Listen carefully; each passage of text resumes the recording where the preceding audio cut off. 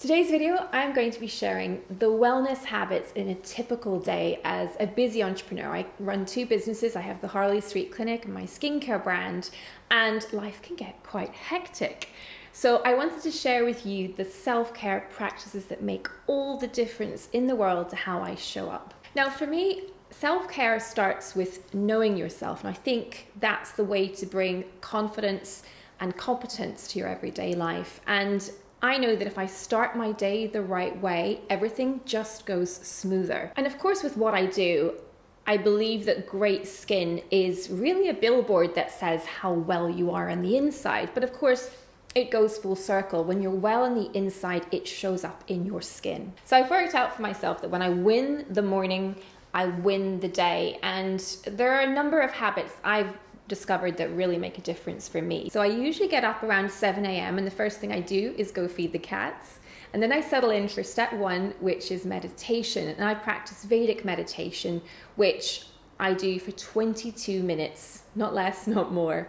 And this uses a mantra, and I found this the most effective way for me to settle my mind and to calm any anxiety or any stress that might be in my mind about the coming day. And whilst I'm not thinking about the day ahead, when I come out of the meditation, I'm very clear in my head, and it makes it much easier for me to prioritize what I need to get done that day. Now, during that meditation, I like the room to smell nice, and I'll light any number of candles. Currently, I'm loving the brand Ostens, and they have this beautiful jasmine scent, which I find super uplifting. I love a white flower aroma, and that gets me in a really good mood. The next thing I'll do, maybe 3 or 4 mornings out of 7, is to work out. And I like to work out first thing in the day. And I use a combination of cardio, and at the moment I'm doing HIIT training on a rower. I love the fact that it's a super efficient way to get a total body workout in the minimum amount of time. I'm quite an impatient person. Or I'll do some strength work using weights, but I'm actually feeling really lean and strong at the moment, and I have to say that that is all down to the strength training with weights. Then as a final step, I'll get into a cold shower. I talk about cold water therapy a lot, and that is because I am borderline obsessed. This is something that can 2.5x times your dopamine levels and keep them up for at least a few hours, more effective than alcohol or cocaine, if you can believe it. There's a sense of the agony and the ecstasy with this. I like to do this after I've worked out. I like to put on loud music, possibly dance techno. This is simply the most powerful thing you can do. If you're someone who's prone to low mood in the morning, it is the best way to perk yourself up. And then it's time for a big breakfast filled with protein. Now, if you want to hear more about what I eat in a typical day, I'm going to link to a video on that. Now, I do make an exception and have a cup of tea in the morning, and it's usually English breakfast with oat milk.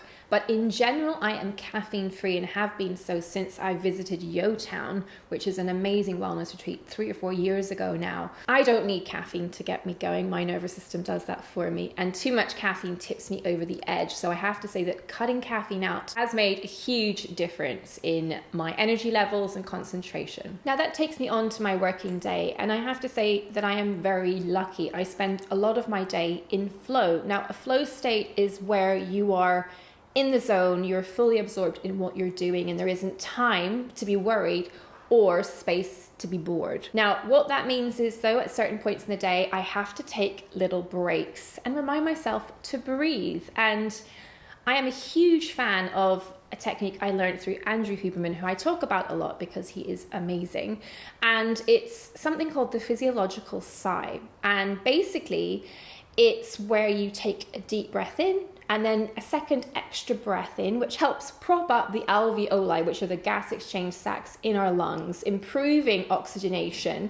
And then you breathe it all out with a long exhale. I think it's also similar to a technique that Wim Hof recommends as well. But if I do that for 5 minutes through my day at regular intervals, it keeps me alert, it keeps me calm, allowing me to think clearly, and I enjoy my day more. Doing that for as little as 3 to 5 minutes allows your nervous system to shift from sympathetic drive to parasympathetic and helps you enter the calm zone. That gets me through the working day. And if I'm not going out for dinner, which I do quite frequently, my evenings are really quite focused on relaxation, and I'll often watch a bit of Netflix over dinner, but I am really evangelical about switching off from screens from about 10 p.m. So an hour before I start to wind down for bed.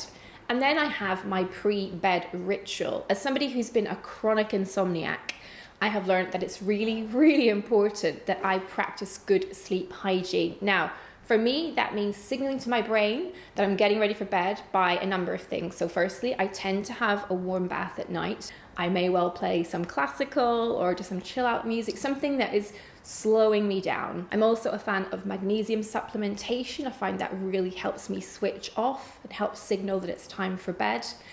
And because I'm really sensitive to light, I describe myself as probably being HSP, a highly sensitive person. I find that dimming the lights, keeping everything quite quiet, is really therapeutic and helps signal to my brain it's time to get sleepy.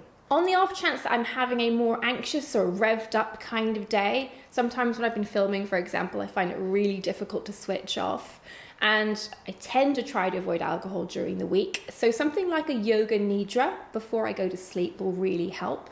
I find this to be a super helpful practice as well during the day. If I'm going out straight from the office to dinner and I've been in clinic, for example, and I've been chatting and I'm quite, again, revved up, I find that a yoga nidra allows me to recharge and then I can go out again with a full battery. So a really helpful tool that I've discovered this year, and I've been using it since January, is a Whoop device, which allows you to track your heart rate amongst other things. So for me, the reason for getting this was to look at the sleep quality I was getting to make sure, I don't know, it helps me enforce myself to get to bed at the right time, so I'm not sort of sitting up late, noodling on TikTok or whatever it might be, and it allows me to track the intensity of my workouts as well. So I find that really helpful. I'm somebody that likes feedback. I like to know how I'm doing, and yeah, certainly in terms of getting enough sleep, or at least making sure I catch up if I've underdone it a couple of nights a week, it's been super helpful for me.